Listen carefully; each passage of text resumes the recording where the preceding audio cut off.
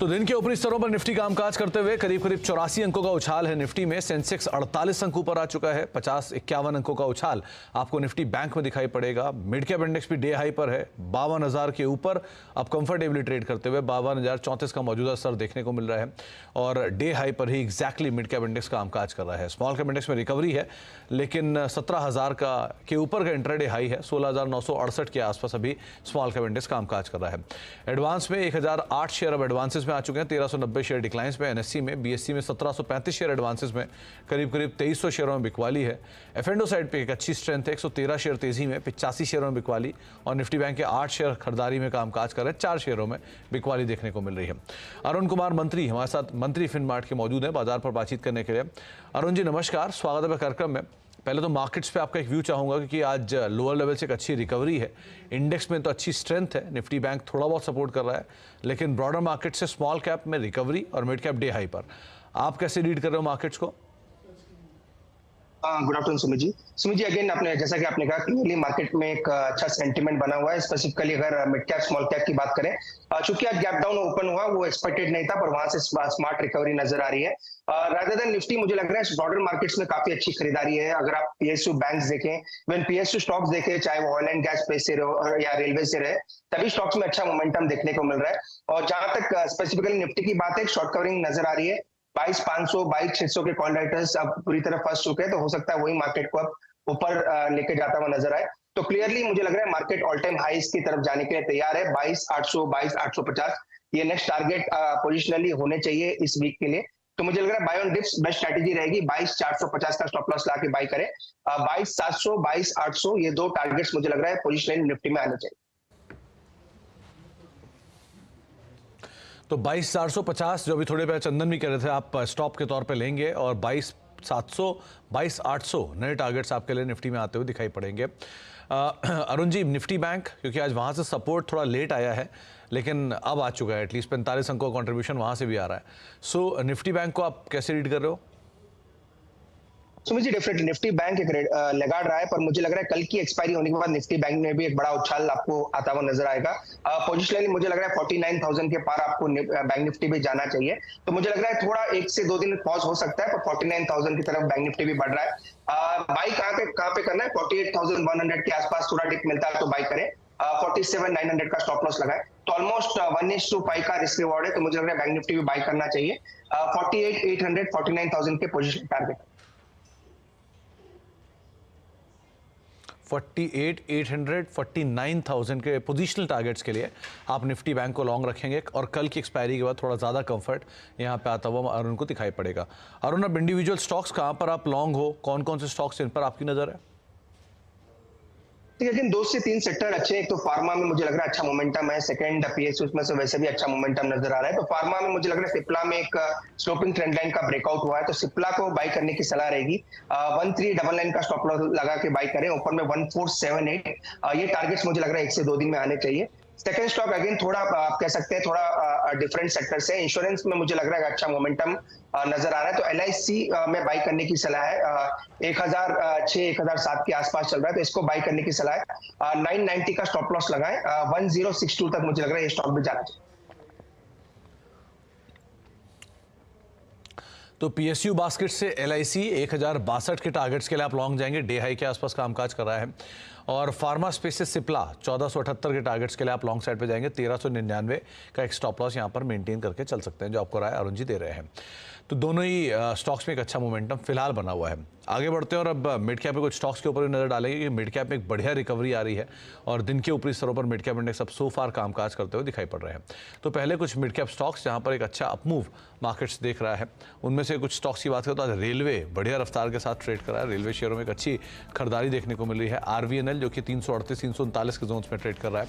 इरकॉन 8% ऊपर है, राइट 3.5% ऊपर है, और आईआरएफसी 3.5% का उछाल यहाँ से आता हुआ दिखाई पड़ रहा है। तो 4 से लेकर 13% का उछाल है। सरकारी शेयरों में से हुडको करीब 11% की शानदार तेजी, 271 272 के जोन्स में। एनएचपीसी 6% ऊपर, एनबीसीसी 4% ऊपर, एसजेवीएन करीब 9% का उछाल यहाँ से आता हुआ दिखाई पड़ रहा है। अच्छी तेजी यहाँ भी देखने को मिल रही है। मेटल में से हिंदुस्तान जिंक 700 रुपये करीब पहुंच गया है, 12% का उछाल है। वेदांता दूसरा नाम है, 5.5% के आसपास की तेजी है, 500 रुपये के स्तरों पर। JSPL और कल्याणी स्टील कुछ और ऐसे नाम जहां पर खरीदारी है। अच्छे अपमूव है अदानी समूह में से, तो उसमें अदानी पावर 8.5% ऊपर, अदानी टोटल 8.4% ऊपर, अदानी एनर्जी सोल्यूशंस 3% ऊपर, अदानी ग्रीन 2.5% की तेजी यहां से आते हुए दिखाई पड़ रही है। अच्छे अपमूव है। मिड कैप में अच्छे चढ़ने वाले शेयरों में बालकृष्ण इंडस्ट्री नंबर्स के बाद 10% ऊपर है। BEL 6.5% ऊपर कामकाज कर रहा है। KCP करीब 7% तेजी यहाँ है और AB फैशन रिटेल 7-8% का उछाल यहाँ से देखने को मिल रहा है। गिरने वाले शेयरों में गॉडफ्रे फिलिप्स लगातार प्रेशर है। जैन इरिगेशन 5% नीचे है नंबर्स के बाद, या कॉनकॉल के बाद कह लीजिए। सिटी यूनियन बैंक 5% नीचे और शोभा करीब 4% के आसपास की बिकवाली यहाँ से आते हुए दिखाई पड़ रही है। तो ये कुछ स्टॉक्स यहाँ पर काफ़ी एक्शन है। अरुण, रेलवे शेयर आज जोरदार तेजी में ट्रेड कर रहे हैं, इनमें से कोई नाम आप पिक करोगे क्या? देखिए डेफिनेटली मुझे एक स्टॉक आज इनफैक्ट आज हमने रिकमेंड भी किया है। राइट्स में मुझे लग रहा है कि अच्छा सिमेट्रिक ट्रायंगुलर ब्रेकआउट नजर आ रहा है। 735 740 के आसपास चल रहा है, तो मुझे लग रहा है राइट्स में एक खरीदारी जरूर की जा सकती है। 720 के स्टॉप लॉस से आप बाई करें। 780 790 ये मुझे लग रहा है 1 से 2 दिन में राइट्स में देखने को मिल सकता है, क्योंकि RVNL और IRFC दोनों में बड़ा मोमेंटम ऑलरेडी आ चुका है। स्टिल अभी भी मुझे लग रहा है राइट्स में थोड़ा मोमेंटम बाकी है, तो इस स्टॉक को करंट रेट पे बाई करके चल सकते हैं। मेटल में से कोई नाम, क्योंकि आज हिंदुस्तान जिंक में एक जोरदार तेजी है, या फिर वेदांता में बढ़िया खरीदारी है, JSPL ऊपर है, इनमें से कोई नाम? तो मुझे इनमें से भी 2 स्टॉक हमने रिकमेंड किए हैं, सेल और टाटा स्टील, दोनों में ही आज बड़ा ब्रेकआउट नजर आया है। स्टील स्टॉक्स में मुझे लग रहा है आज मोमेंटम काफी अच्छा है, तो सेल को बाय करके चल सकते हैं। इसके कल रिजल्ट्स भी आए थे, रिजल्ट्स के बाद एक मोमेंटम अच्छा नजर आ रहा है, तो 170 के स्टॉक के साथ सेल को बाय करें। और टाटा स्टील थोड़ा डिप में बाय करके चल सकते हैं। 165 के स्टॉक के साथ टाटा स्टील को ही बाय करें, उसमें भी मुझे लग रहा है 187 188 तक के टारगेट देखने को मिल सकते हैं। एक और समूह जो आज चला है वो है अदानी समूह, यहाँ पर भी अच्छी खरीदारी है। Adani enterprise, Adani port, F&O में जो बढ़िया चल रहा है, बाकी कैश मार्केट शेयरों में खरीदारी है। इनमें से कोई नाम आप सुझाएंगे? लेकिन सुमित जी, इनमें से मुझे लग रहा है इनके जो सीमेंट स्टॉक्स हैं ACC अंबुजा, उनमें मुझे लग रहा है काफी अच्छा मोमेंटम है, क्योंकि अडानी स्टॉक्स थोड़े वोलेटाइल है और थोड़ा ऊपर ऑलरेडी आ चुके हैं। तो अंबुजा सीमेंट में मुझे लग रहा है अभी भी मोमेंटम बाकी है, तो अंबुजा को लॉन्ग करके चल सकते हैं। 630 632 के आसपास ये स्टॉक चल रहा है। 620 के स्टॉकों से आप बाई करें। 654 का ऊपर में टारगेट रहेगा। एक छोटा टारगेट है, पर मुझे लग रहा है 15 से 20 रुपए का मोमेंटम स्टॉक में आ सकता है। 15 से 20 रुपए का मोमेंटम अंबुजा सीमेंट में शायद बनता हुआ दिखाई पड़ सकता है। आगे कुछ और स्टॉक से बातचीत करूंगा, लेकिन जो नंबर्स आ रहे हैं कि नंबर्स का दौर है और नंबर्स का ही रिएक्शन अलग अलग स्टॉक्स में आपको दिख भी रहा है। सो कुछ नंबर्स जो कि कल आने वाले हैं उनके ऊपर बैट कर लेते हैं। पहले एक जुबिलेंट फूड जिसके नंबर्स आने वाले हैं, और इंपॉर्टेंट नंबर में इनका जो LFL ग्रोथ है, यानी कि लाइक फॉर लाइक ग्रोथ है, वो इस बारी फ्लैट रहने का अनुमान है, जो पिछली बारी -2.3% के आसपास था। तो मुनाफा करीब 36 करोड़ रुपए रहेगा, 48 करोड़ से गिरने का अनुमान है, 24%। और रेवेन्यू फ्रंट पे 6% के आसपास की बढ़त की बातचीत है। 1326 करोड़ रुपए के आसपास के रेवेन्यू इस क्वार्टर में रह सकते हैं। एबिटा फ्रंट पर भी नंबर्स करीब 261 करोड़ रुपए का एबिटा आएगा और margin flat to negative side पर रहेंगे YOY बेसिस पे। हालांकि Q-on-Q बेसिस पे मार्जिन और ऑपरेटिंग परफॉर्मेंस थोड़ी सी वीक रहेगी। लाइक फॉर लाइक ये तिमाही आधार पर कंपनी के नंबर्स कमजोर रहेंगे। लाइक फॉर लाइक जो नंबर है वो सबसे इंपॉर्टेंट रहता है, और वो अनुमान लगाया जा रहा है कि इस क्वार्टर के अंदर फ्लैट साइड पर रहेगा। थोड़ा इनपुट कॉस्ट मिला जुला रहेगा, क्योंकि ये जो वेजिटेबल ऑयल हैं वो महंगे हुए हैं, लेकिन दूसरी तरफ जो चीज़ के प्राइसेस हैं जो इनके लिए एक मेजर इनपुट होता है, वो प्राइसेस घटे हैं, तो कुछ हद तक सेट ऑफ हो जाएगा। 9% के आसपास स्टोर के जो नंबर्स हैं वो बढ़ने का अनुमान है। 1944 के आसपास स्टोर्स पहुंच जाएंगे। Jubilant food Arun day high के आसपास है नंबर से पहले, और चला भी है हाल फिलहाल में लोअर लेवल से स्टॉक काफ़ी, लेकिन ऊपर से बहुत करेक्ट होकर कंसोलिडेशन दिखा रहा है। सो बड़ी रेंज का हिस्सा है, क्या करना चाहिए जुबिलेंट फूड में? इनफैक्ट सुमित जी, अगर पिछले आधे घंटे की बात करें तो फास्ट मोमेंटम स्टॉक में आता हुआ नजर आ रहा है। एक फ्लैग टाइप ऑफ पैटर्न भी स्टॉक ओवरऑल डेली चार्ट पे बना है, तो मुझे लग रहा है डेफिनेटली होल्ड करना चाहिए। जिनके पास भी है 465 के स्टॉक के साथ होल्ड करें। 494 498 ये 2 टारगेट्स मुझे लग रहा है इमीडिएट तौर पर देखने को मिल सकते हैं। अगेन रिजल्ट्स के ऊपर डिपेंड रहेगा, पर मुझे लग रहा है टेक्निकली काफी साउंड है, और 498 तक मुझे लग रहा है स्टॉक जाना चाहिए। 498 तक स्टॉक शायद जा सकता है, या अरुण का मानना है, टेक्निकली एटलीस्ट। दूसरा नंबर आने वाला है पेट्रोनेट LNG का। जरा पेट्रोनेट LNG के भी नंबर देखिए, क्योंकि नंबर से लिहाज से देखेंगे तो YOY और Q-on-Q दोनों लिहाज से नंबर से बहुत बड़ा कोई फायरवर्क नहीं है, लेकिन एटलीस्ट जो PSU बास्केट है उसका टेलविंड ज़रूर मिल रहा है। रेवेन्यूज़ फ्लैट साइड पे इस क्वार्टर में रहने का अनुमान है, फ्लैट टू नेगेटिव साइड पे आप मान के चलेंगे रेवेन्यू थोड़े से आते हुए दिखाई पड़ेंगे। हालांकि मुनाफे फ्रंट पर करीब करीब 614 करोड़ रुपए के सामने 739 करोड़ रुपए का एक मुनाफे का नंबर आने का अनुमान है QoQ बेसिस पर। वहीं अगर ऑपरेटिंग परफॉर्मेंस देखेंगे तो ऑपरेटिंग परफॉर्मेंस के लिहाज से भी EBITDA करीब 1099 करोड़ जो कि 943 करोड़ से आएगा और मार्जिन पे 7% से बढ़ के 9% के आसपास के मार्जिन इस क्वार्टर में देखने को मिल सकते हैं। ये YoY बेसिस पे नंबर है। इन्हीं नंबर्स को अगर आप Q-on-Q बेसिस पे देखेंगे थोड़ा सा प्रेशर इस तिमाही पर आता हुआ दिखाई पड़ सकता है, क्योंकि इनके जो Q-on-Q मार्जिन है वहाँ पे एक बड़ा हिट होगा, 3% 3.5% के आसपास के एक हिट मार्जिन पे आता हुआ दिखाई पड़ सकता है। तो वो एक पार्ट क्रूशियल रहेगा जिसके ऊपर आपको नज़र रखनी होगी। वॉल्यूम का नंबर इज़ इंपॉर्टेंट कि वॉल्यूम के नंबर्स में कैसे कंपनी अपने नंबर देती है। करीब करीब 28% के आसपास की बढ़त की बातचीत इस क्वार्टर में YoY बेसिस पे बाजार अनुमान लगाकर चल रहा है। तो ये कुछ नंबर्स का एक अनुमान है, खासतौर से पेट्रोनेट LNG और दूसरी तरफ जुबिलेंट फूड के केस में। पेट्रोनेट को कैसे देख रहे हो आप अरुण, क्योंकि आज वैसे PSU बास्केट में तेजी है लेकिन पेट्रोनेट की तरफ से पार्टिसिपेशन नहीं है, सो बाजार शायद पहले से ही स्केप्टिकल इनके नंबर्स को लेके। आप क्या रीड कर रहे हो? ठीक है, अगेन आपने सही कहा, स्टॉक कोई बड़ा रिटर्न पिछले कुछ दिनों में नहीं दिया और एग्जैक्टली 300-320 के बीच में कंसोलिडेशन दिखा रहा है। पर मुझे लग रहा है स्टॉक को अगर बाई करना है तो 320 के ऊपर ही करना चाहिए। ऑलमोस्ट 3 हफ्ते के हाई 320 के आसपास ही है, तो जिनको भी स्टॉक में मोमेंटम ट्रेड करना है तो 320 के ऊपर ही बाई करें। 320 के ऊपर निकलेगा तो एग्जैक्टली मुझे लग रहा है 342 344 तक ये स्टॉक जा सकता है। और जिन्होंने भी शॉर्ट टर्म के लिए ऑलरेडी पोजीशन ले रखी है तो 300 का स्टॉप लॉस जरूर मेंटेन करें।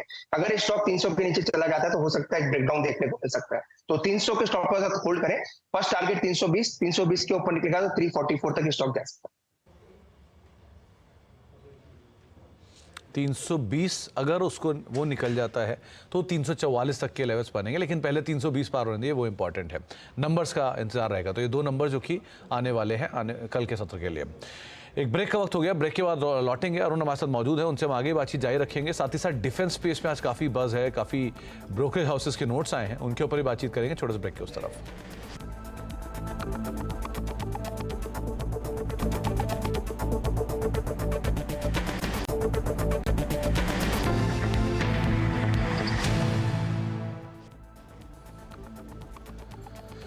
आप देख रहे हैं मिड कैप मंत्रा और करीब करीब 73 अंकों की बढ़त अब निफ्टी में है। सेंसेक्स पौने 200 अंकों पर आ चुका है। निफ्टी बैंक करीब 25 अंकों पर है। मिड कैप इंडेक्स में 1/4% से ज़्यादा का उछाल और स्मॉल कैप इंडेक्स अब 1/4% से ज़्यादा की गिरावट के साथ कामकाज कर रहा है। रिकवरी वहाँ पर भी है, तो मार्केट्स में एक अच्छा रिकवरी का मोड सो फार देखने को मिल रहा है। अब एक और इम्पॉर्टेंट सेगमेंट जहां पर एक अच्छी खरीदारी है वो है आज डिफेंस स्पेस। बाजार में आज फिर से डिफेंस शेयरों का बोलबाला है। इसी के बीच में जेफरीज ने एक डिफेंस पर रिपोर्ट भी निकाली है, और क्या है रिपोर्ट, क्या है इनकी डिटेल्स, इस पर बातचीत कर लेते हैं। यतिन हमारे साथ मौजूद भी है बातचीत करने के लिए। तो यतिन, डिफेंस स्पेस एक बढ़िया बजिंग स्पेस, क्या डिटेल पिक किया आपने? देखिए, जेफरीज की आज रिपोर्ट आई है सारे के सारे डिफेंस पैक पे, और रिजल्ट्स भी को रिएक्ट कर रहे हैं बहुत सारे डिफेंस स्टॉक। शुरू करते हैं BEL यानी भारत इलेक्ट्रॉनिक्स से, जहां नंबर्स तो शानदार थे ही, ऑर्डर बुक भी शानदार थी। जेफरीज ने यहाँ टारगेट बढ़ा के 305 रुपये प्रति शेयर के हिसाब से कर दिया है। जेफरीज को लगता है कि जो Q4 का EBITDA है वो 30% अबव एक्सपेक्टेशन है, और कहीं ना कहीं जो नेवी और एयरफोर्स में जो नए ऑर्डर्स आ रहे हैं इसका फायदा भारत इलेक्ट्रॉनिक्स को होता हुआ नजर पड़ेगा। इनफैक्ट FY24 से लेकर FY26 तक जेफरीज को लगता है कि डबल डिजिट रेवेन्यू ग्रोथ आ सकती है, और बहुत ज़बरदस्त तरीके से जो इनकी ऑर्डर पाइपलाइन है वो एक बहुत लंबे समय तक जो विजिबिलिटी प्रोवाइड कर रही है रेवेन्यू ग्रोथ को लेके। हिंदुस्तान एरोनॉटिक्स पे भी जेफरीज ने टारगेट बढ़ा के 5725 रुपये कर दिया, यानी 5725 कर दिया है। और यहाँ भी आप देख रहे हैं सुबह से काफ़ी अच्छा ट्रैक्शन है वायदे बाजार में, despite the fact that last week अच्छा रनअप हो गया था रिजल्ट्स के बाद। और कहीं ना कहीं यहाँ EPS एस्टिमेट्स भी जेफरीज ने 15 से 18% से बढ़ाते हुए जो है वो बाय की रेटिंग दी है। और आखिर में डेटा पैटर्न्स, रिजल्ट्स थोड़े सॉफ्ट थे, लेकिन उसके बावजूद जेफरीज ने टारगेट बढ़ा के जो है 4135 रुपये कर दिया है, 4135, क्योंकि जो आगे जाके मैनेजमेंट की गाइडेंस है खास करके 25% रेवेन्यू ग्रोथ की, उससे कहीं ना कहीं जेफरीज को लगता है कि आगे जाके मोमेंटम बढ़ना चाहिए। और कहीं ना कहीं मार्जिन्स जो है 40% कंपनी मेंटेन करने की बात कर रही है, जिसको लेके काफ़ी अच्छा उत्साह इस ब्रोकरेज में दिखाई पड़ रहा है। स्टॉक हालांकि लगभग 4% नीचे है, क्योंकि क्वार्टरली रिजल्ट्स ने कहीं ना कहीं थोड़ा बहुत डिसअपॉइंट किया है। तो डिफेंस स्पेस में बज़ है और उसमें से BEL एक बढ़िया रफ्तार के साथ कामकाज कर रहा है। बहुत बहुत शुक्रिया यतिन तमाम डिटेल्स के लिए। अरुण, BEL आप इसे कैसे देख रहे हो? आज F&O के टॉप गेनर्स में इसका नाम है, 7% की बढ़िया तेजी है, क्या करें इसमें? देखिए अगेन बाय ऑन डिप्स की स्ट्रैटेजी रहेगी। करंट लेवल पे बाय करने की सलाह तो नहीं है क्योंकि ऑलमोस्ट आप कह सकते हैं काफी ओवरबॉट जोन में चल रहा है। पर अगेन वापस स्टॉक अगर 260 262 आता है तो वहां पे एंट्री कर सकते हैं। वो एक अच्छे लेवल्स रहेंगे, हो सकता है वहां से रिवर्सल नजर आए। और जैसे कि रिपोर्ट में कहा, डेटा पैटर्न भी मुझे काफी पसंद है। ये स्टॉक भी हमने रिकमेंड करके रखा है काफी नीचे लेवल से, पर मुझे लगा अगर डेटा पैटर्न में भी वापस 3100 तक के लेवल्स मिलते हैं तो वहां पे भी एंट्री की जा सकती है। तो BEL डेटा पैटर्न दोनों ही मुझे लग रहा है काफी अच्छे करने चाहिए। अगर 3 से 4% यहाँ पे गिरावट आती है तो डेफिनेटली बाय करने की सलाह है। तो आप BEL 7% ऊपर, डेटा पैटर्न भी अरुण को पसंद आ रहा है। अरुण, जाने से पहले एक बार जरा आप बालकृष्ण इंडस्ट्री और देखिए, आज बढ़िया रफ्तार में है, नए हाइज बना रहा है अपने नंबर्स के बाद। F&O के टॉप गेनर में इसका नाम है, यहाँ क्या करें? देखिए अगेन काफी स्ट्रॉन्ग सेटअप है। 5 दिन की अगर बात करें तो 2600 से डायरेक्टली स्टॉक 3100 के आसपास आ चुका है। तो जिनके पास है उनको डेफिनेटली होल्ड करना चाहिए। रिजल्ट्स के बाद अच्छा मोमेंटम नजर आ रहा है। तो रिजल्ट्स उतने आप कह सकते हैं कॉशियस पॉइंट ऑफ व्यू से ही आए थे और ज्यादातर रिजल्ट इनलाइन थे, पर स्टॉक में मोमेंटम काफी पॉजिटिव है।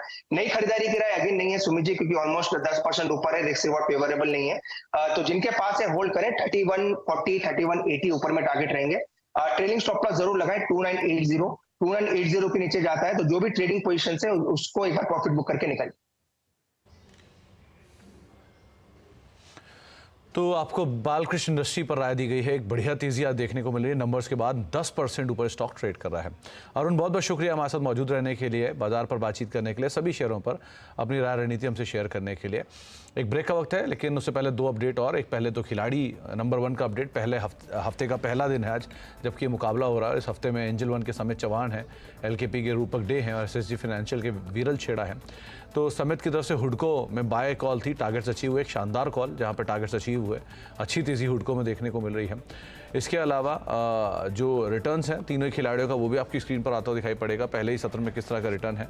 रिटर्न के लिहाज से देखा जाए तो सबसे ऊपर समित करीब 8.5%, इनफैक्ट रूपक 9% के आसपास रिटर्न उनका है। समित नेक टू नेक है और विरल का रिटर्न करीब 3.25% के आसपास सो फार देखने को मिला। लेकिन आज पहला सत्र है, लेट्स सी कैसे आगे मार्केट्स पैन आउट करते हैं।